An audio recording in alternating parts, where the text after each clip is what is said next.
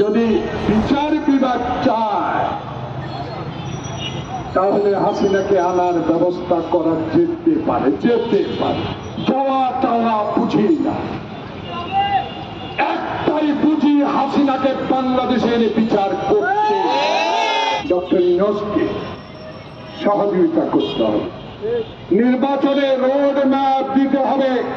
এই অস্ত্র যদি উদ্ধার না করতে পারেন বাংলাদেশে আপনাদের পক্ষে নির্বাচন করা কঠিন হয়ে যেতে পারে। ইনশাআল্লাহ এক মাথা এক দলে যিনি আগামীতে বাংলাদেশের প্রধানমন্ত্রী হবেন ইনশাআল্লাহ, সেই তারেক রহমানকে তারা সাজা দিয়েছে। তারা এখনো আপনাদের আশেপাশে ঘুরছে প্রিয় ভাইয়েরা, তাই এদেরকে সাবধানের সহিত পদচারণ করার দিকে নজর রাখতে হবে। তাই নাহলে এরা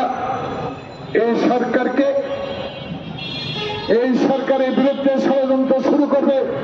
ওই পালিয়ে খাওয়া 2024 সালের 7ই জানুয়ারির নির্বাচনে 350 জন চোর বাটপার নির্বাচিত হয়েছে, তাদের সবাইকে এখনো গ্রেফতার করতে পারে না। এরা এখনো কোথায় আছে আমরা জানি না। কেন বেনজিরকে এখনো আইনের আওতায় আনা হলো না? কেন আজিজকে এখনো আইনের আওতায় আনা হলো না? আরে হাসিনা না হয় পার্শ্ববর্তী দেশে পালিয়েছে। কালকে দেখলাম স্বরাষ্ট্র সচিব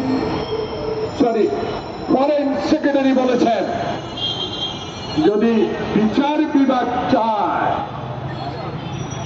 তাহলে হাসিনাকে আনার ব্যবস্থা করা যেতে পারে যাওয়া টাওয়া বুঝি না, একটাই বুঝি হাসিনাকে বাংলাদেশে এনে বিচার করতে। আপনাদের সাথে সম্পর্ক আজকের না, আমি আমার এলাকায় 30 বছর যাবৎ এমপি ছিলাম।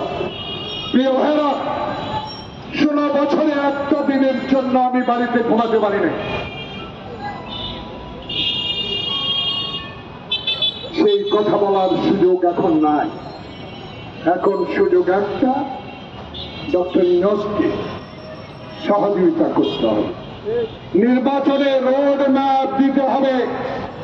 বাংলাদেশের সংস্কার করেন, আমাদের আপত্তি নাই, কিন্তু বাংলাদেশে আওয়ামী লীগ আবার বাংলাদেশে রাজনীতি করে বাংলাদেশের সংবিধান, বাংলাদেশের বিচার বিভাগকে ধ্বংস করে যাতে না দিতে পারে সেই দিকে নজর রাখতে হবে। এদের কাছে টাকা আছে, এদের কাছে অস্ত্র আছে, এরা দুর্নীতিবাজ। আগামী 2-1 দিন পর নাকি জানতে পারলাম সেনাবাহিনী যৌথ মাঠে নামবেন। সেনাবাহিনী জাতির গর্ব।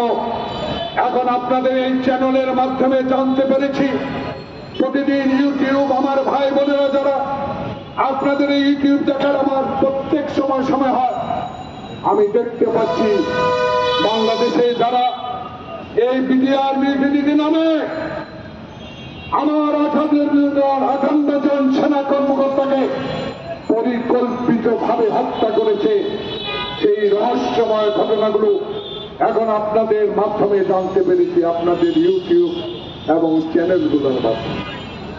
সেই সেনাবাহিনী এখন বাংলাদেশে, আপনাদের সব সাহস আছে, আপনারা দেশের গর্ব। বাংলাদেশের প্রতিটা আওয়ামী লীগের কাছে সবচেয়ে লেটেস্ট অস্ত্র আছে, এদেরকে ধরে আনতে হবে। এই অস্ত্র যদি উদ্ধার না করতে পারেন বাংলাদেশে আপনাদের পক্ষে নির্বাচন করা কঠিন হয়ে যেতে পারে। আমি জানি আপনার কাছে কোনো কিছুই কঠিন নয়, আপনার সাথে বাংলাদেশে 18 কোটি মানুষ আছে।